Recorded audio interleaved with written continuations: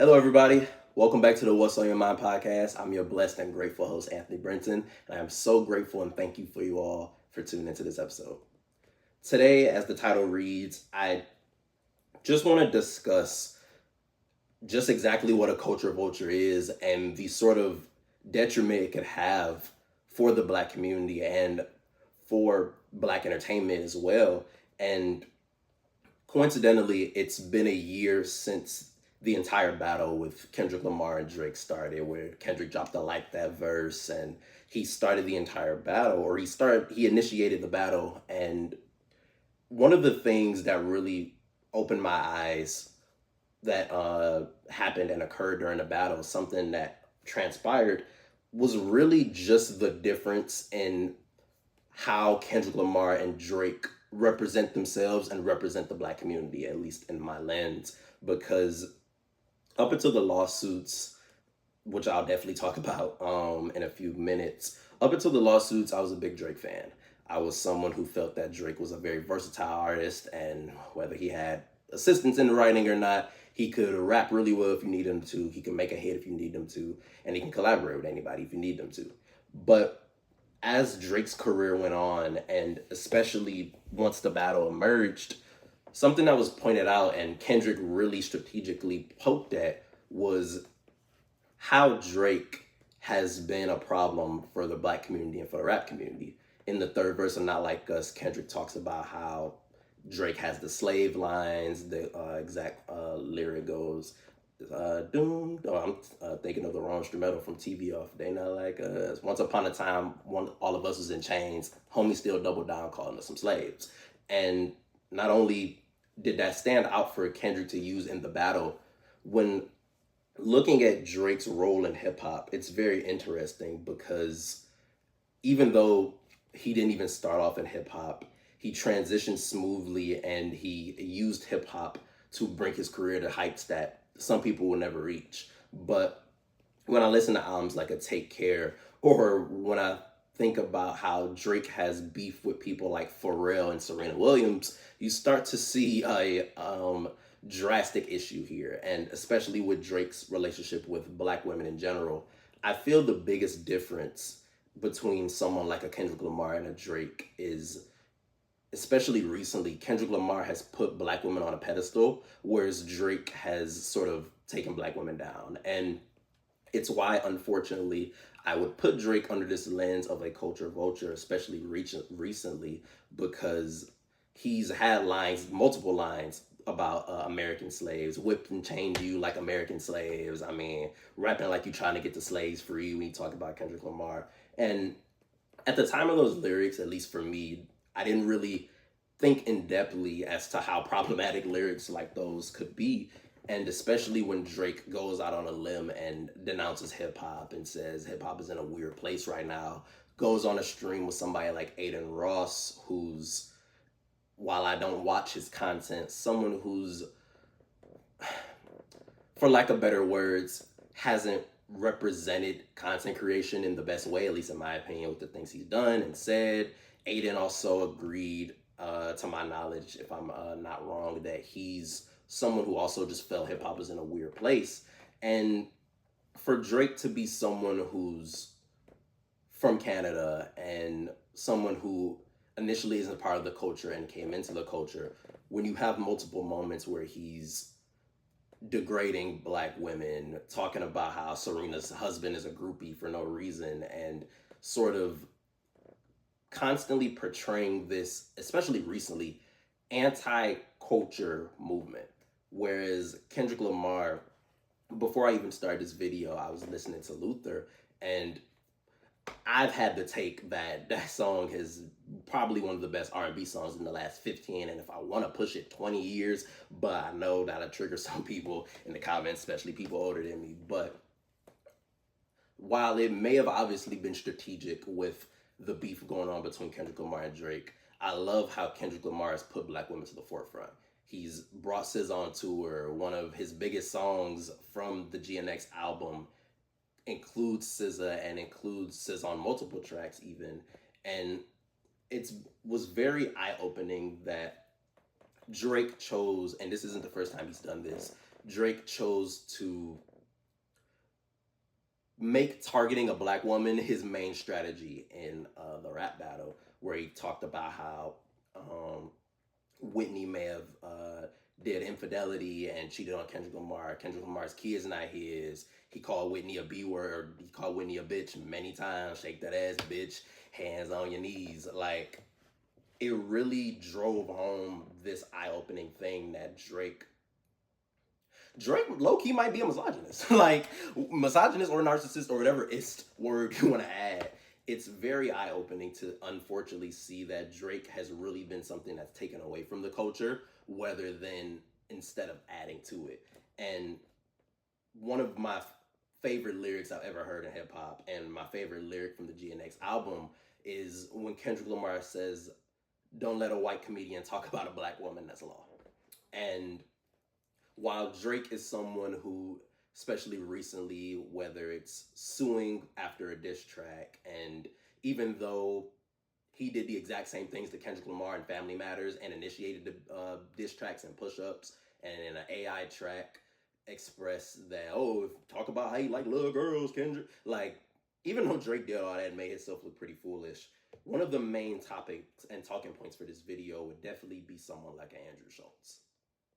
Unfortunately, again, I was someone who was previously a big fan of Andrew Schulz. He was someone who, at the time, I viewed him as someone who openly spoke his mind, as someone who also is a podcaster. I looked at Andrew Schulz as someone, especially with his title being called Flagrant, his content and the way he did his interviews felt very natural, felt very at home. And it was disappointing to see Andrew Schulz's reaction to the things that Kendrick Lamar said in his diss track, because, or in, excuse me, in Whacked Out Murals, you can consider it a diss track, from GNX. And first of all, it was so funny to me because Kendrick never specified who he was talking about. He just literally said, "Don't ever let a white comedian talk about a black woman. That's law." And Andrew Schulz, again, content creator, comedian, he's went on his platform to say that he would quite rape Kendrick Lamar if he needed to. He would literally, I think some of his exact words was, hold him down and there's nothing he can do. And he went as far as to argue with O'Shea Jackson Jr., Ice Cube's son, and talk about how Ice Cube had a song called No Vaseline, and that was the same thing as Andrew Schulz making his joke about literally raping a black man. And there's a term, I think it's called buck breaking or something like that, where white slave owners would literally, I mean, do your Googles if you need to. I don't want to get demonetized from my own first video, but it really was telling to really hear a non-person of color talk about how they would sexually assault another black man just from him speaking on black issues. And what was very disappointing was to see Shannon Sharpe provide him a platform. Now, Shannon Sharpe is someone who I'm a huge fan of. I've been watching Shannon Sharpe for many years. I've grown up with Shannon Sharpe. Him and Skip Bayless were the main competitors for First Take when it was Stephen A. Max Kellerman, Shannon Sharpe, and Skip Bayless. First Take Undisputed, that was my thing. That's what I grew up on. And seeing Shannon Sharpe transition into the podcast realm has been very good to see. I love his platform. I watch almost every interview, but I definitely decided to not watch the Andrew Schulz interview. And part of me, when doing research for this video and just creating and thinking of thoughts for this video, I wanted to at least hear him out, but I kept coming back to the internal pain of, this is someone who made it very clear that he didn't agree with the stance Kendrick Lamar was taking, and he would be someone that would go as far as to, let's say, give him benefit of the doubt, tell a very inappropriate joke in response to that, and then go on a platform with a black man of Shannon Sharpe, someone who is very prominent in the black community, to sort of put yourself in front of that community after you just talked about it, that is the definition of what a culture vulture is. Culture vulture being someone who uses a culture, in this case black culture, as a means to an end to get up and elevate their own career. And someone like Andrew Schultz, especially after the comments he's made and doubling and tripling down on his comments he made about Kendrick Lamar, for Shannon Sharpe to allow him to have a platform, just like I said, is very disappointing, because while coincidentally, if you look at the views compared to even the Just Hilarious interview, the views don't match up, but those are still almost millions of people who Andrew Schultz was in front of, when in my opinion, it's better to use your platform for good and to get a better message out there.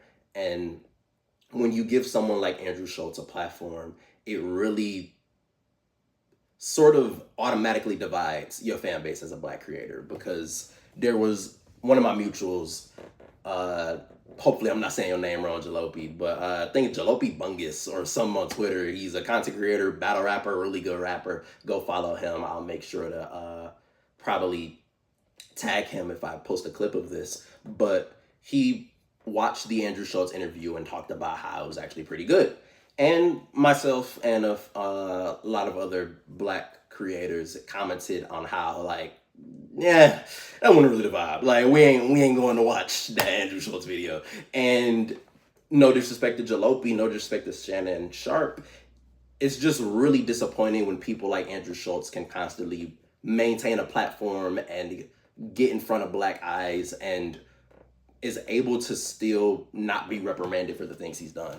Like, that video is still up where he talks about sexually assaulting Kendrick Lamar, and that clip is easily accessible on the internet. And even after saying things like that, he's still able to not only have a platform, but not suffer any consequences. And it really is this continuing cycle of just how much the black community has to deal with anti-blackness and sort of just brush it off the shoulders and not really worry about it.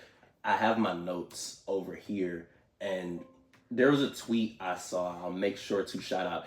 To be honest, real quick, also, very transparent. I may say it only in this video. This mic ain't plugged in. I just want to know what was on. But as I'm going through my notes, there was a tweet that stood out to me from Fendi Mogul. They quote tweeted someone called Heart22. That was their username. And they expressed that they don't think people should be getting canceled for what they said and did on the internet when they were 14 to 16 years old. Now, the black person in me had already suspected that this person making this tweet had said the N-word before, and that's why they're making this tweet. They did. But Fendi Mogul quote tweeted them and talked about how anti-blackness is always something non-black children have to grow out of and overcome, but that same empathy is never afforded to the black children who had to be subjugated to it in the first place. And that's unfortunately so true, because Andrew Schultz also talked about how when he brought up to O'Shea Jackson Jr. or how Ice Cube made no Vaseline, or Kendrick Lamar making his comment, he tried to talk about how Kendrick Lamar shouldn't be trying to defend black women when he's done certain things. And this person right here is making a similar argument. And it blows my mind, because shout out Patrick CC, who also did a video on the Andrew Schultz, Kendrick Lamar situation. He cited a black creator who talked about how that's a common thing from oppressors or from people who don't believe in a movement to sort of place the responsibility on a black person to be perfect to talk about black issues. I will be the first one to say I am not a perfect human being. And yet I feel as though as a black person, it's important to discuss these things because they come in many different forms. And it's not just a white, Jewish, black person. Drake is a black man. And that is also something I'll talk about in one of my future videos, because it also blows my mind when people, especially black people, try to talk about how light-skinned or mixed people aren't black. Whole other conversation. And even somebody like Kendrick Lamar and Meet the Grams talked to Adonis, Drake's son, which is insane, on how, like, you are a black man. Your daddy ain't black. But it's very interesting how no matter the person, these type of people can use Black culture and put themselves in Black culture and leave it whenever they want to. Someone like a Lil Dicky also comes to mind, where, if I'm not mistaken, he even admitted it. Like, he just used rap as something to avenue himself into acting.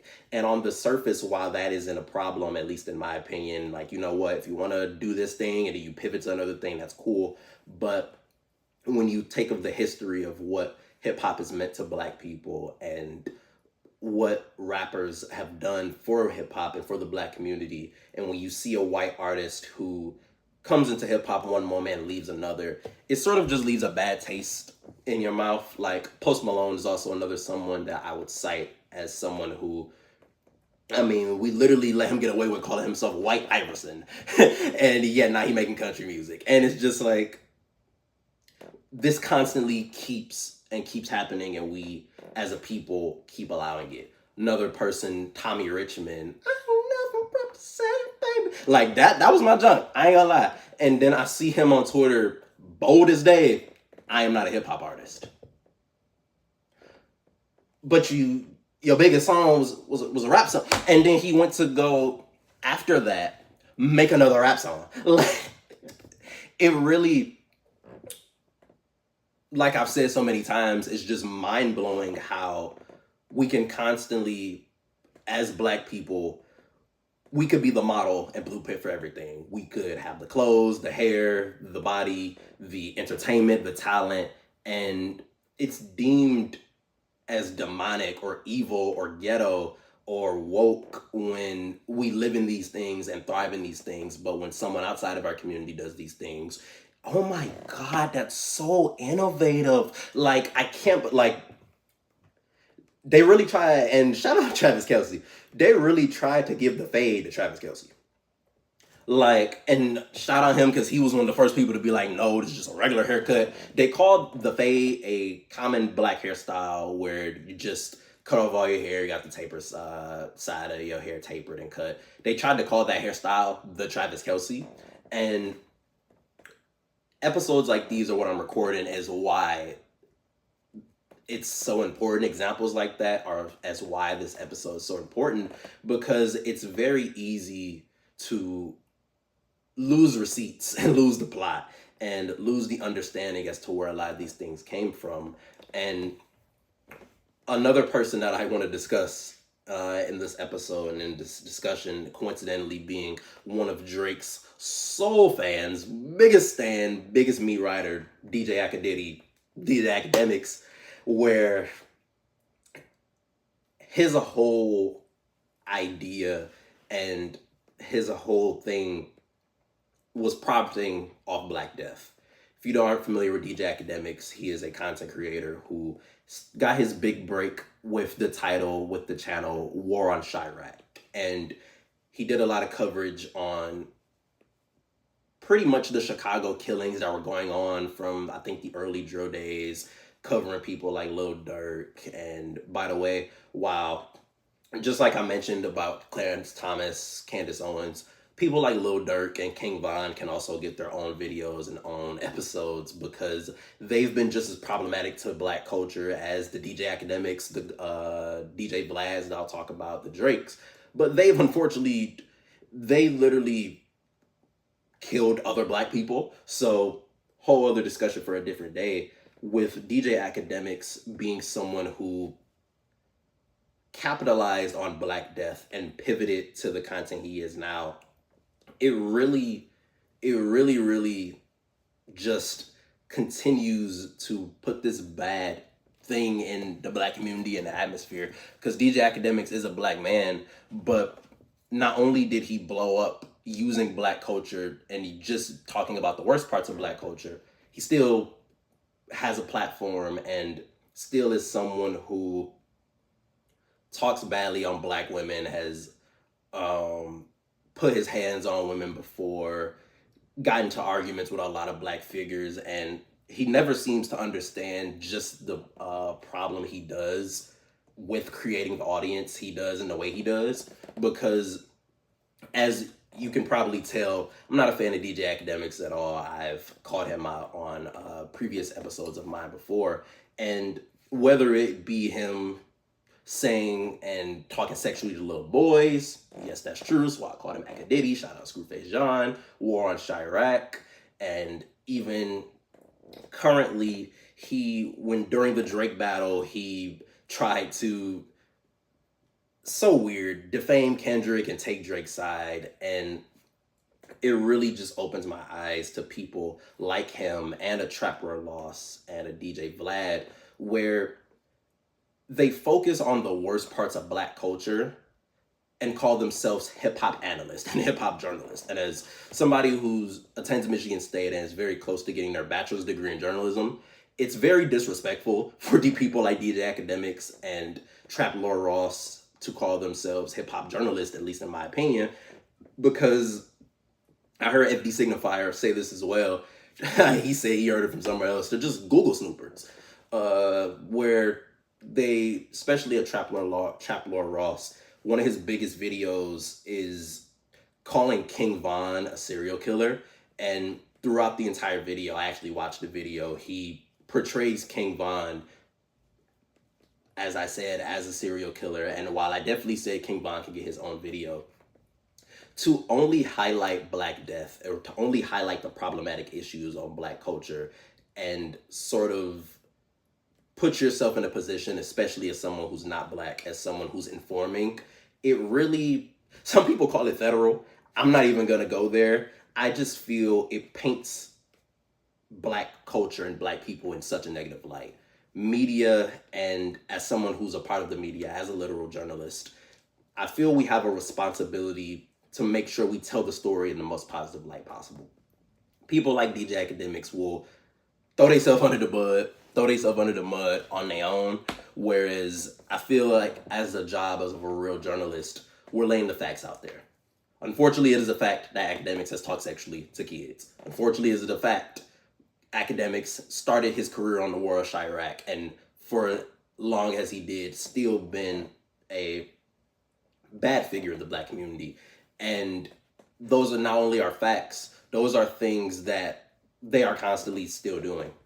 You have a DJ Vlad who, if you're not familiar with someone of a DJ Vlad, similar thing, content creator who's, at least in my opinion, when you watch his content, it only highlights the bad parts on the Black community.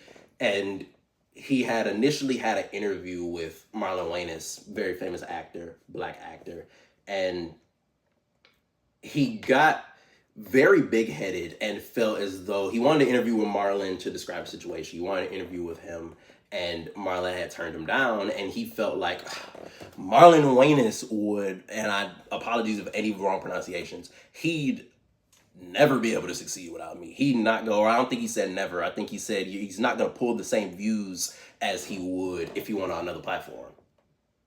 That man went on Shannon Sharp podcast and got like over 1 million views a day. Like,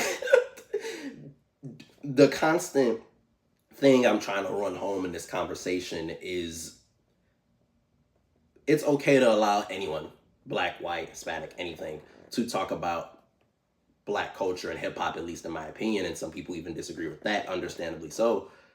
The problem becomes when you only highlight the bad parts and you put that to everyone as if this is the only part of Black culture that's important. And as a content creator, I know how it goes with negative things sell. Beef, bad things, that is the thing that gets attention. But when you constantly only prioritize certain content as this is the main thing that's happening, that is when I feel the media and journalists understandably get caught out in their bullshit. Whereas you have people like a Screwface John, a Company Man, a Curtis King, when they make content such as Culture United, you see on Twitter they get called dick riders and Kendrick meat suckers and all that type of thing. But when you pride yourself on being a Drake fan or pride yourself on being someone who is okay with the things that they portray, it at least opens my eyes to just the cultural divide and what people feel is important and what people feel isn't important. Because this constant issue of the DJ academics, the DJ Vlads, the Trap Laura Ross, Drakes, they constantly create more and more versions of them to where someone else I'd want to talk about, another creator of What's the Dirt, he's someone who made content and blew up primarily around the Drake Kendrick beef. And he ended up making a video on Family Matters where he in-depthly broke down Drake's Family Matters to where he, not kidding, he talked about how Drake is 37 years old and he said nigga, the N-word, 37 times to showcase his blackness. I'm gonna let that sit for a minute and leave that there. And afterwards, he got into a situation with the company man who is another black creator. He called What's the Dirt out for some of those comments. And on Twitter, he had, and when I first read the comment, or I first went to video, because he went on Twitter and posted this, I didn't even hear him do this. Company man had expressed in the video that he doesn't say the N-word a lot. So for What's the Dirt to talk about how Drake using the N-word is a symbol of black culture and is something that is important to black people. Crazy, by the way. And he had Company Man stated, hey, he doesn't use the N-word a lot. What's the Dirt was like, haha, I can tell. What do you mean you can tell? Like, how can you tell that?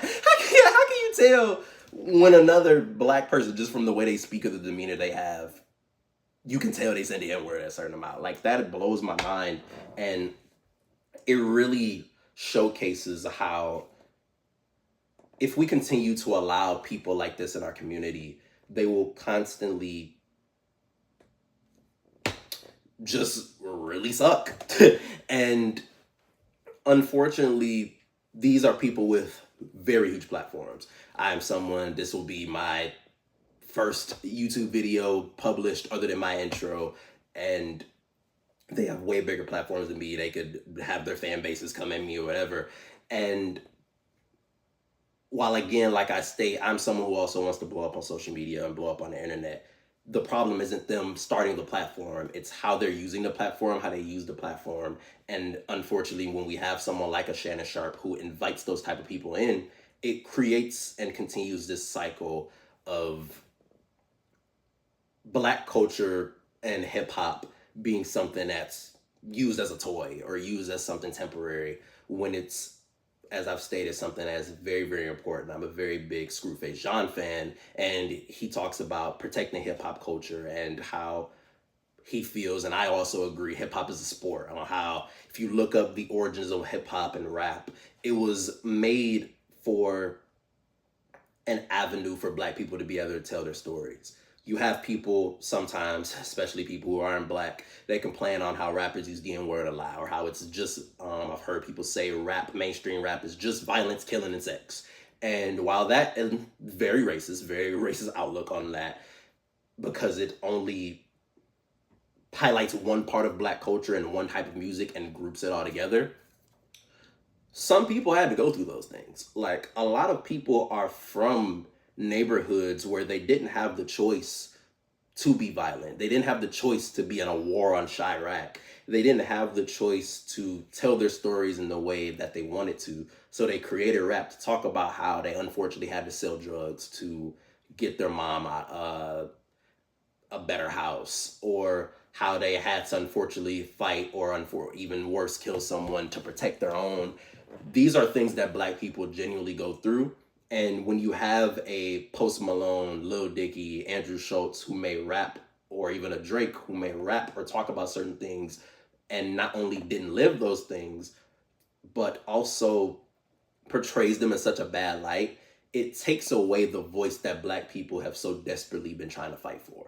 Whether it's through rap, through podcasting, we've always had to be silent on our own issues. And even when we talk about them, it really becomes a problem for people who don't believe in these things. We see things such as DEI get removed or attempted to be removed or not really prioritized as important in the world. And it seems as though there are less and less voices out there to take up for black people and sort of be a positive light for the black community. As I stated in my intro video to this channel, I want to be a black podcaster who, especially a black male podcaster, who uplifts my community and the women involved in my community and everything around black culture.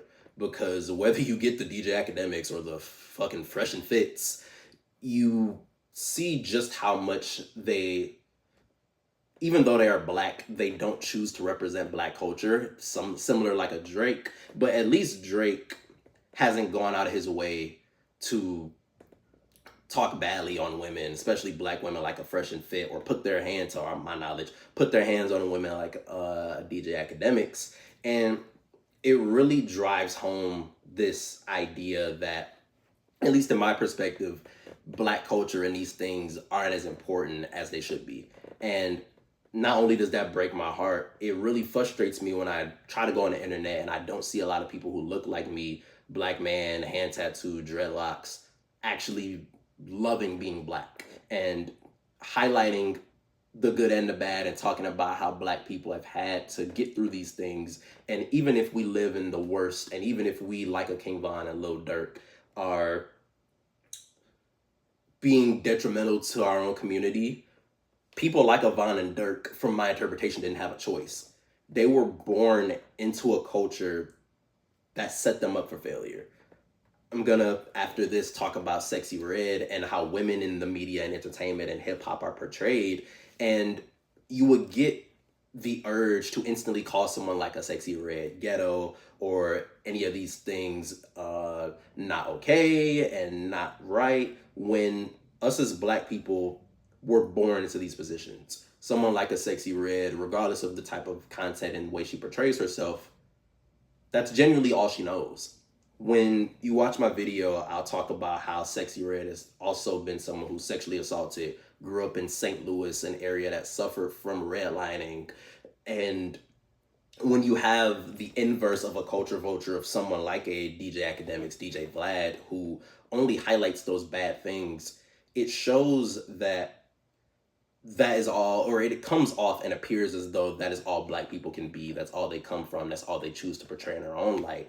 And while the people who go on these platforms are not okay either, and they're also part of the problem, like I also called out Shannon Sharp, to not be from a community but only highlight the bad parts of a community is really irresponsible. You have someone like a No Jumper or Adam 22 also, whose main content strives similar to a Academics or Vlad, as mainly highlighting the bad things of the black community and black culture. And as I go through this discussion and talk about these things, it really, as I stated earlier, it becomes very divisive, because you have people who really want to be prominent figures of black culture, but instead these are the eyes that are getting talked about. As I conclude with this video, I don't want to just end off with a story on how just the eye-opening things that can happen in the black community for black culture as I scroll through my notes. Oh, matter of fact, before I even tell that story, as I end this video off and transition into the next video after this should be the Sexy Red conversation, I'm gonna allow, because shout out FD Signifier, I've shouted him out a few times in this video. I'm a big fan of his as well. I know he's gonna do a Tyler Perry video at the end of the year, but I just also want to join the conversation and say that I genuinely would include Tyler Perry in this conversation of culture vultures, and most likely in my next video, someone who's portrayed black women and black people in the poorest light. And somebody called, I forget who it was, I think it was FD Signifier, he also called Tyler Perry colorist. And when he said that, I thought back on like, yeah, that is right. Like, Tyler Perry is someone who mainly got on, and his biggest thing, at least to what he portrayed, is how black women are the scum of the earth. Like, he went on another podcast, I think a year or two ago, talking about how black women should settle. They should be able to take that man with lesser money or some bullshit like that. And when you have someone like a Tyler Perry who's a black man, but only puts out there the worst for the black community. And I'm a Medea. Medea is my shit. Like, I'm a big Medea fan. I'm not gonna sit here and act like I didn't grow up on Tyler Perry media either. But growing up older and realizing that that's pretty much majority of Tyler Perry's content is making black women crazy, single, how she has to submit to the black man, or how the black woman is crazy and the black man is so successful. And this has been a constant trope in media where somebody pointed out Claire Huxtable from the Bill Cosby show. She was a lawyer, but was never really shown being a lawyer. She was just shown being a mom, and someone older than me would definitely be able to better discuss the Cosbys. And that, again, whole other video that FD Signifiers made. Shout out his channel, go to his content. When we have these, it's bad enough when people that aren't black are talking bad and portraying black culture in a bad light. But when people like a Tyler Perry's main content only surrounds around black women being the root of the problem, it sort of, in my opinion, gives the what's the dirts and those people the confirmation bias that they really know black culture when they really don't. And unfortunately, even people from our culture don't know or value the sort of important roots of our culture, and they sometimes want to align themselves with what they feel is okay. And I was at work and I was overhearing a discussion on how like they were trying to get money and they were trying to work hours to get rent up. And I came over and joked and like, yeah, hey, shit, rent, money is due, money is funny. But we talking, and the conversation went on, and then one of the managers who was white came up. They had started speaking, and one of the employees started overly cheering them, like, you the man, you the man. And he had kept saying that, and another person had walked up to him and was like, you glazing, bro. Like, you keep talking about how he the man and stuff while he talking. And the manager was white. The manager was white. There was another young man, I don't know if that's S&D, and then the person I'm talking about currently is black. And they had said to the person who had told them they were glazing, like, dang, I'm just trying to get some of that white privilege. And I looked over like, or no, he had said, hey, I'm just trying to get what a white man is, And I had looked confused at him, and I was like, and I forget what I said, but he had just said back to me, like, you don't want white privilege? And I was like, no. Because while I definitely would want equal opportunity from people who are of higher status, the idea and concept of being privileged, and specifically white privilege, it really rubs me the wrong way, because it sort of puts out there that black people can't have that same notion. It just has to be emulating to what the white standard is.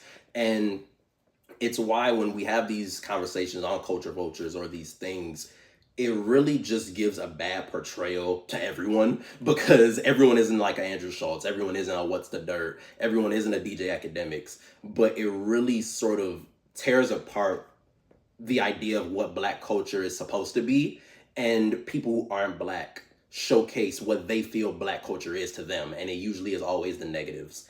And just as I end this video and this conversation, I just want to reiterate that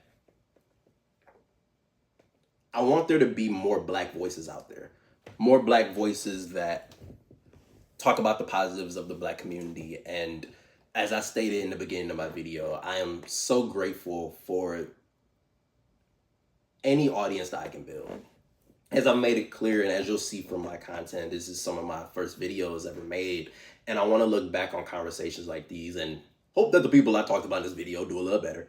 But I want to continue being a prominent voice for the black community. And I'm so grateful, and I thank everyone who is tuned into this video. And I'm just another man with a microphone just like everybody else. I'm just living my dream. I'm in my own apartment, struggling financially, thinking of when the next meal coming, and yet I have faith that not only I, but anyone watching this video can do the same thing I'm doing. Set up your phone, record yourself, and trust me when I say you genuinely will be making a difference, because there are many people out there who are drama creators who talk about the bad, and being someone like myself who has dreamt of being someone on the TV and a content creator, I really just want to not only thank my audience one more time, but tell you guys that you can do it too.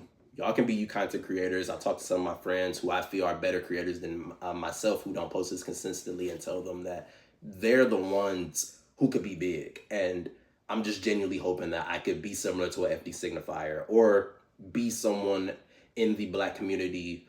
When you look up their content, when you think of them, you can realize that they are someone who cares. And just one more time, it feels very humbling to even be in front of this camera, because I can't believe people would actually care to hear my voice or watch me. And thank you guys. I really appreciate you tuning into this conversation. And if you ever get a chance, tell me what's on your mind.